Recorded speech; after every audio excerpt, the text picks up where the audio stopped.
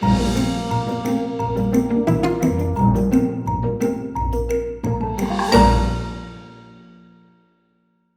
my name is Gareth P. Jones, this is the Paper Beach Project, and this is Rapunzel.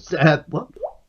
Tell them that it's the last chance to get involved by sending in their submissions, which will be featured alongside those of Egmont's prestigious authors and illustrators in a giant artwork being built on the 12th of March. Yeah, I was about to say all that. You know, because you've been reading my script. Fair enough. Okay, so in order to get involved, what you need is a piece of paper and a black pen, as being illustrated by Rapunzel here, or you can type up your... Is that you typing? Yeah, okay, fine. Or you can type up your entry if you'd like to. The theme is adventures. Now, Rapunzel here, her adventure involves some scary creatures, that's right, an arrogant hare and an overprotective mother. But your adventure can take you anywhere in the world, or indeed to a different world. So what we'd like you to do is, with your blank piece of paper, thanks Rapunzel, yeah, your bow's fallen off, by the way. With your blank piece of paper, what you can do is just tell us where you'd like to go on your adventure. Draw us a picture, draw us a map, write us a story about it, anything you want. And once you've done that, all you have to do is scan your piece of paper in, or take a very good, clear, well-lit photo, and ask your parent or guardian to email your entry to eastcliffcreatives@gmail.com. In the email, please... You're very distracting. In the email, please also tell us the town or city where you live, and the name of your school, because you could be into it with a chance to win £500 worth of books for your school. And all of the terms and conditions are available on the website eastcliffcreatives.com/paper-beach. Or you could post your entry. That's right, you can post it. Yeah, you can post it to the address shown on the screen right now. But the final date for submissions is Sunday, the 28th of February. So, what's that? Right, Rapunzel's got to go off and post her submissions. So now what we're going to do is go over to today's author and to... I'm not going to mention him. I'm not going to mention this elephant in the room. Today's author is Smriti Halls, who is a fantastic author of some great picture books, some of my favourites. And today she's going to tell us all about her story, Elephant in My Kitchen. I will be back after that to tell you how we're getting to our target and to show you my entry for the Paper Beach Project. See you then. Bye. Hello, I'm Smriti Halls and I'm a children's author. I'm here today to share a story with you and to share ideas about how you can create stories of your own. I've written lots of picture books. Here are some of them. I've written more than 30, and they've been translated into more than 30 languages around the world. But they all start with just a simple idea. Some recent books of mine that you might recognise are I'm Sticking With You, The Little Island, and Rain Before Rainbows. But the story I'm going to share with you today features this little guy called Raffi and this big elephant and a plate of chocolate biscuits. This is one of my favourites. It's called Elephant in My Kitchen. The words are by me, Smriti Halls, and the pictures are by Ella Oxstad.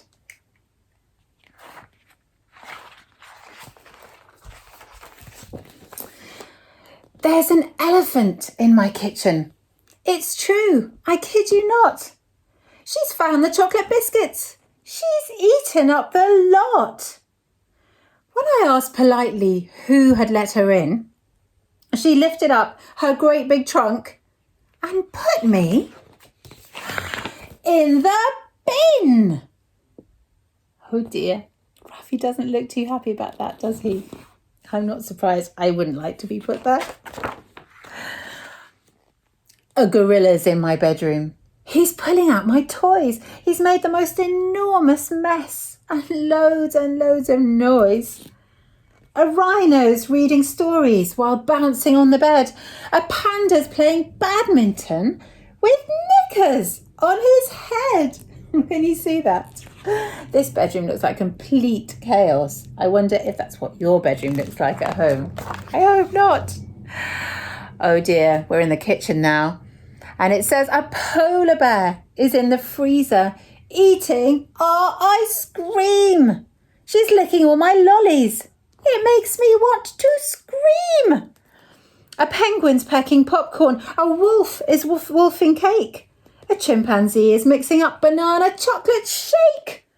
The skipping rope is tangled and my water pistol's gone. Help, the hippo's got it. What is going on? Rafi is really getting cross now, isn't he? And really frustrated. Can't understand what these animals are doing here. It's hours past my bedtime, but the frogs have started croaking. I cannot stand much more of this, and I'm not even joking. So when they found Pink Rabbit, can you see Pink Rabbit there? And when they squashed him flat, I shouted, "Oi! I've had enough of this. It's time we had a chat." And you can see that the animals have all gathered around Rafi's bed and they're having a big conversation. But if you look and see Rafi, he doesn't look quite as angry anymore, does he? He really doesn't. In fact, he says, "So, oh dear, it turns out that there's hardly any fish to eat and hardly any ice. Their homes are disappearing. Well, that's not very nice. The trees keep getting chopped away. There's rubbish in their bed.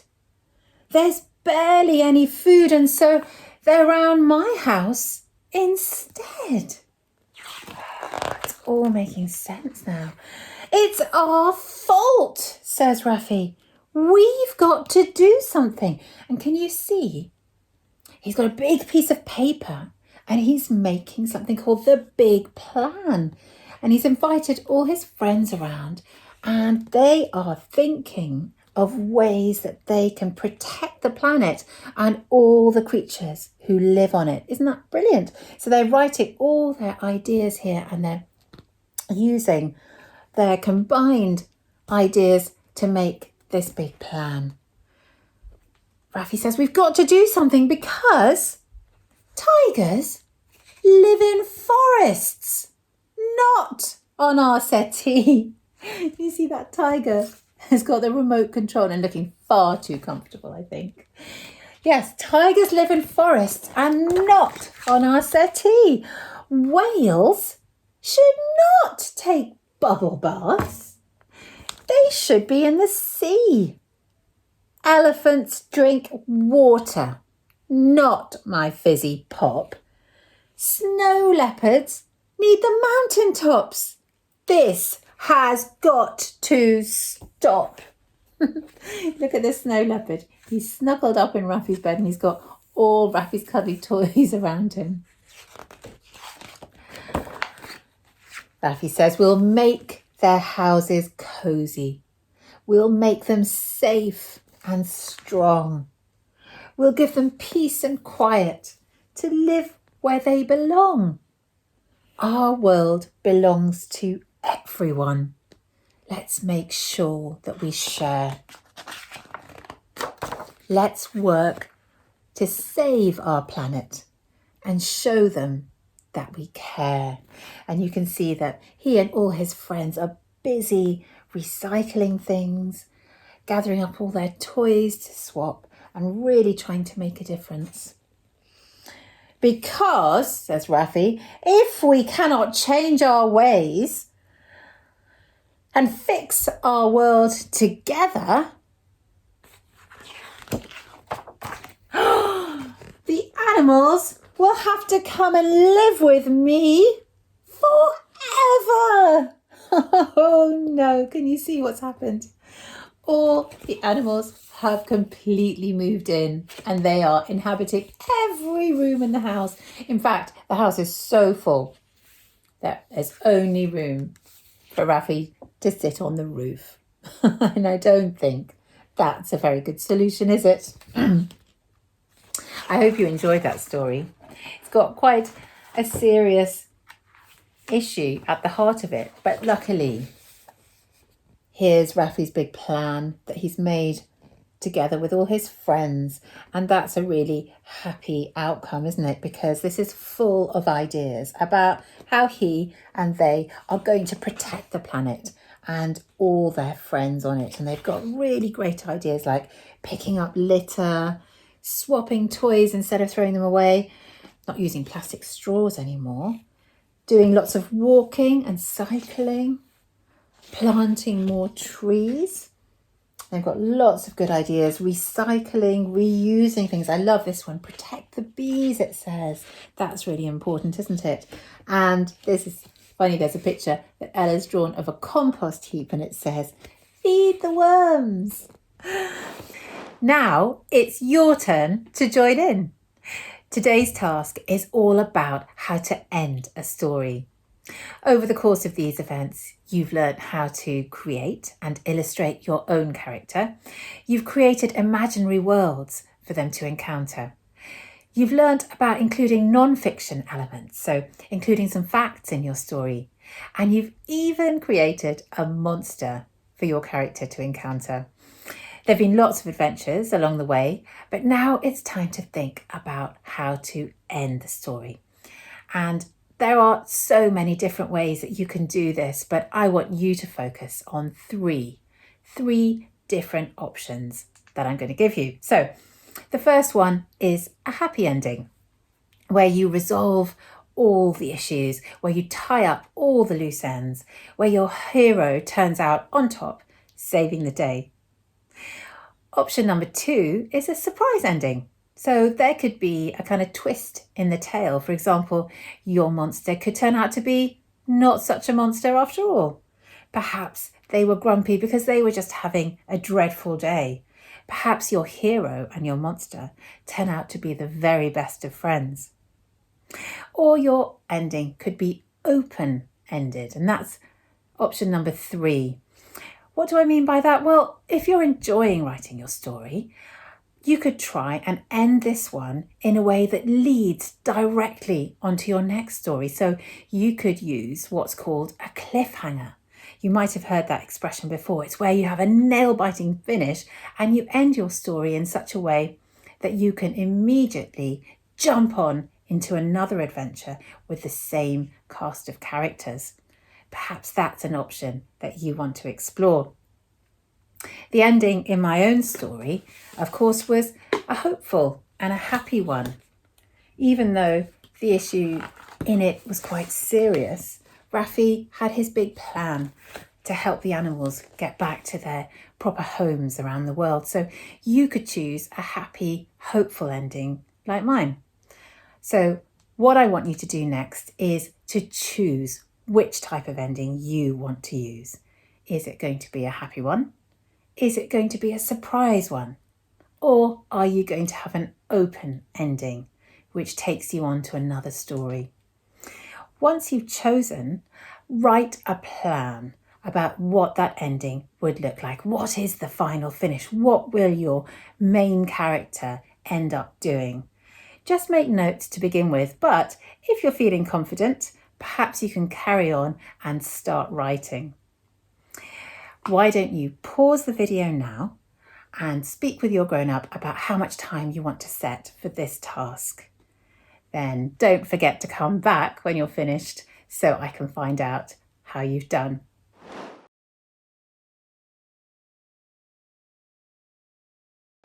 Welcome back. How did you get on? I hope you've enjoyed thinking about the end of your story. I hope you had lots of fun. I always think it's a really satisfying feeling to finish the adventure that you started on. And now, of course, you're ready to start thinking about the next story you're going to write. That leads me very neatly onto the Paper Beach project. If you haven't done so already, you can start thinking about getting your submission in for the big Paper Beach art installation. And remember, we're asking you to tell us, where do you want to go on your next reading adventure? You haven't got much time left to submit, so be quick. Don't worry if you haven't done anything yet. The deadline for submissions is Sunday, the 28th of February. But I hope that after today, you're perfectly warmed up to take part and tackle that question.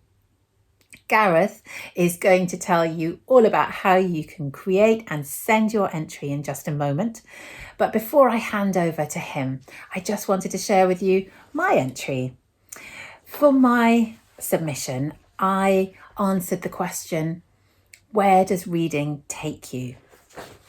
And you can see that I've drawn a big door, and the door is slightly ajar. And the text that's on it reads, reading opens a big, wide door to places I've never been before. It helps me dream, believe, explore, and leaves me wanting more, more, more. I hope that you're going to have lots more fun reading more stories and writing more stories. It's been a real pleasure talking to you today. Thank you, Smriti. Did you enjoy that? No? You thought the author was going to be an elephant as well? You think only elephants should be allowed to write about other elephants? I'm not entirely sure that's reasonable, to be honest. Right, I think it's now time to move on and to see how we're getting on with our target to reach 1,500 entries. We are so close with only a few hundred entries left to go. So I thought maybe it's time to share with you my entry. So they were asked me to write where I would like to go on my next reading adventure with this blank of piece of paper. And as you can see, I created the Island of Extraordinary Adventures. We have the invisible forest that's sometimes visible, the mountain of chocolate fountains, the cliffs of bad whiffs, the sausage desert. It's just sausages there. Mistake Lake. I made a mistake and I turned it into a lake. The River Quiver. And here it says, beware bears, hares, and very steep stairs. This is the Unicastle, which is like a castle with a unicorn horn on top. And of course, down here is Colin's house. So that's where I would like to go on my adventure, but I'm sure that you can do a lot better than that. Please make sure to send your entry in this week. There are only a few days left, and we do want to include as many of your drawings and writings and ideas as we possibly can in our final build. As our giant artwork comes together, we will also reveal the brand new name and logo for children's publisher Egmont Books. And with only a few days left to go, there is one more prize to be won for £500 book bundle for your school. The winning entry and the winning school from last week has been shown on the screen now. Congratulations to you and well done for your school for winning that impressive prize. And that's basically it for... Oh, you're back again, are you? That's over your eyes. You're right. There you are. So that's basically it for me. Thank you so much for those of you who have been taking part in this project. But don't forget to tune into the live stream on... Yeah, I was about to say it. On Friday the 12th of March. And you can see all of your hard work as it all comes together. See you there on the paper beach. It's goodbye from me and it's goodbye from Rapunzel. Bye!